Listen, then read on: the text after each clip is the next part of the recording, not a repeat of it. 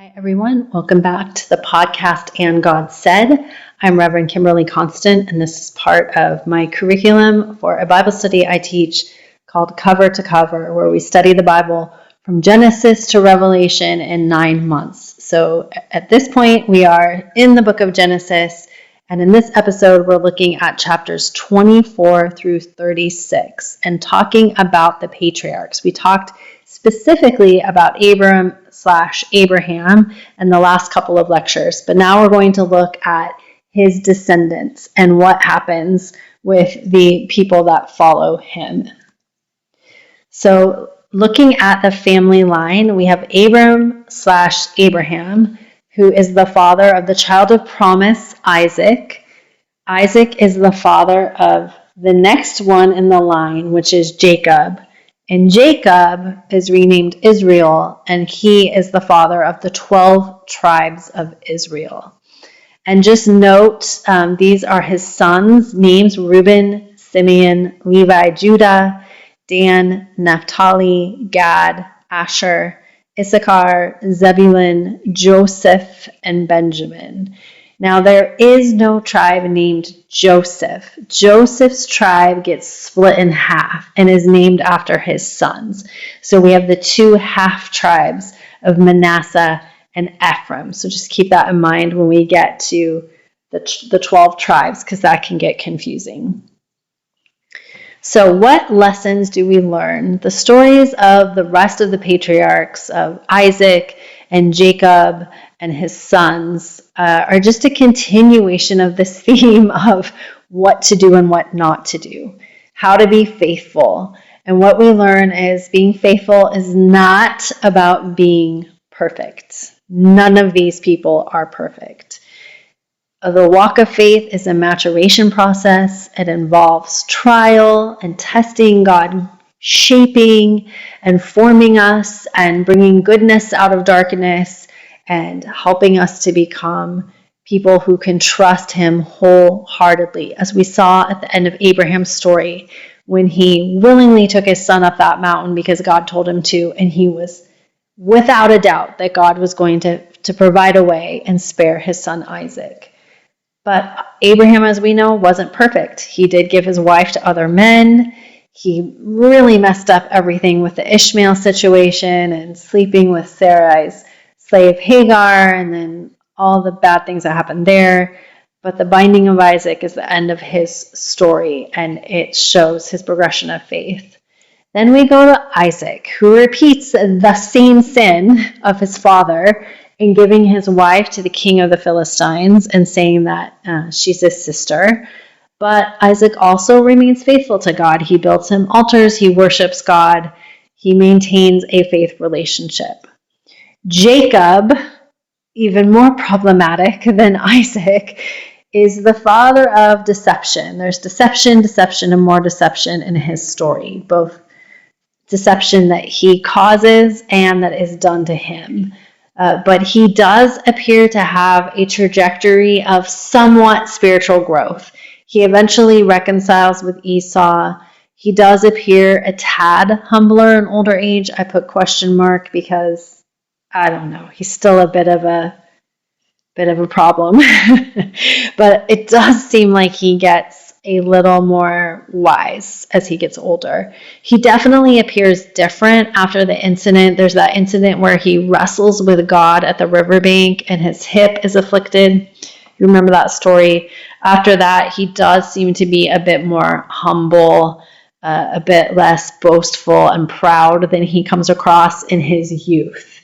And then we have the story of Joseph, which is a wonderful example of faith for us. So we go from good to really not that good, back to great in the story of these patriarchs. So what does this tell us? Faith is definitely a journey. It's a physical journey for them. They're traipsing all around the region. And then Joseph, of course, getting sent off to Egypt, and everyone having to go to Egypt to avoid the plague. So they are not at home yet. They're not settled, but it's also a spiritual journey as well. What we also learn from these stories, and I'm not going to go into each story in detail, I'll just let you read them, and if you're in the Bible study, we can have discussion about them. I just kind of want to pick out some of the lessons that we can learn as a whole from their stories.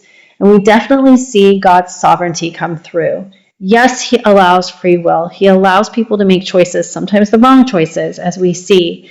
He allows us to have some semblance of power. We've got that, command to have dominion over the earth. But there's limits to that. And God does and will intervene in human affairs if necessary. And we see that in some of these stories. God closes and opens the wombs of the women, for instance, when they're given to these other rulers. God closes their wombs so that they cannot have children from these other rulers, because then that would call into question the whole children of promise. And, if it could be pointed out that, maybe Sarai's son, Isaac, isn't really Abraham's. Maybe it's from Abimelech or the Pharaoh or one of the people he gave her to.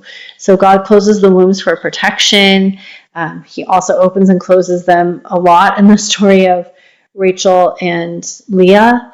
But then God allows sometimes mistakes to be made as well. What we learn is that God loves us. He loves his people. He extends grace and mercy all the time, but also there's justice and there's discipline and there's punishment. That is part of what it means for God to love us. He genuinely desires a relationship with us. And so he cares too about justice and righteousness and faithfulness. It's all part of who God is. Here, if you're able to see the PowerPoint, I have a map here showing the journeys of the patriarchs. If you can't see it, you can Google it, the journeys of Abraham, Isaac, and Jacob. It just shows you the back and forth. They are just all over the region of Israel, from northern Israel, all from Babylon to northern Israel, or to what will be northern Israel, all the way down to Egypt and back. So a lot of wandering going on during this time. Definitely not settled at all. More lessons from the patriarchs. We learn that God allows people to participate in his plan of redemption. He allows people to be intercessors and to be leaders. We saw this with Noah. Noah got to build the ark. God used him to be the vehicle through which he saved creation and preserved this remnant through which he would kind of start afresh. We see this in the story of Abraham being able to intercede for the town of Sodom and Gomorrah and to ask God, okay, but what if there's 10 people there who are worthy of saving? So God often will allow this. We're really going to see this show up in Moses' story, where he expects his leaders to intercede for the people. We see that God can bring goodness and grace out of terrible circumstances if we trust God. We'll see this especially in our next readings when we look at the story of Joseph. We see that God is for us, all of us, including the marginalized. All the women in this story are marginalized to some extent, none more than Hagar, who's an Egyptian slave. She's a foreigner. She's a slave. She has absolutely zero rights or agency. And we see that God sees her. God hears her cries in the desert. He is with her there, and he offers and extends to her her own promises for her son Ishmael. God seems to recognize that what happened was not her fault. She had no control over the situation. And God is with her not once but twice when she has to go into the desert. We see that God is with Sarah. He includes her in the covenant. She gets her own covenantal promise, which is huge because usually women just wouldn't have had any involvement in any of this. God is for Leah, poor Leah, the one who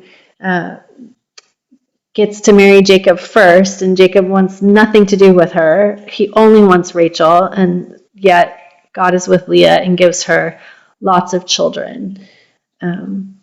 God is with us and God sees us. What we also see is God wants us to want him. He wants us to follow the path of God, but he doesn't force us. He doesn't force these patriarchs to make one decision over the other. They get to choose and we get to choose. And we see this play out in the lives of the patriarchs. We see that there is some generational sin that develops. some bad habits that get passed on, some mistreatment of people, but we see that God doesn't intervene in every single instance because it is this process of maturity and it is a process of choice. What do we learn about God in the stories of these patriarchs? Well, notice that God remains faithful. He might discipline and correct. That's part of his love and justice and mercy. But he holds firm to the Abrahamic covenant. He doesn't go, oh my gosh, you guys are just ridiculous. I'm done. Never mind what I said. He stands true to that covenant. We notice that God meets people where they are, but he expects them to grow, especially the people who are in position of leadership. And we'll talk more about this in Exodus because it really comes out in the story of Moses. We see that God allows people to make mistakes. He doesn't step in for every crisis or decision. As we move forward in our readings, let's pay attention. Let's start to notice, when does God step in? What are the limits? Where are the boundaries? And if people go outside it, God shows up with something to say, and see if we can begin to maybe even predict when God is going to intervene and step into the stories of his people. We notice that the patriarchs are not perfect, but they do obey direct commands from God, and they always find their way back to him. And God seems to accept this as faith. This is what faith looks like. So again, faith is not perfect. Faith is a relationship, a genuine one, in which you find your way back, a relationship of repentance and humility and trust and obedience. We also start to notice something that we're going to find throughout the Old Testament. It's a continual disruption of the expected rule that the first son inherits everything. The events of the patriarchal stories unfold for the most part according to human choice, but we also notice that God is guiding and directing parts of these stories. Sometimes explicitly, he steps in and says something or does something, closes a womb, for instance, and sometimes implicitly, just by the events that are happening. So by doing the unexpected, by having the younger sons inherit over the older sons, God's people become cognizant of this engagement in their lives. They recognize that God is at work. God is not just transcendent up in the sky, not caring, letting things play out. God is very much concerned with what is happening, seeing what is happening, stepping in when necessary, not stepping in when it's necessary for personal development and growth, but also doing the unexpected just to put a point on the truth that God is at work, even if it's not explicit, even if, he's not stepping in and performing some kind of obvious miracle. God is at work in the background of everybody's story. And definitely he is at work as history unfolds. So some difficulties we encounter in the stories of the patriarchs. One I've already talked about is the agency of women. They don't have any. They really don't. Some of them are worse than others, of course. So we have, of course, poor Sarai. Her husband gives her to these rulers, asking her only to call herself his sister. We see Isaac repeat this with his wife. But then we see Sarai turn around and abuse Hagar.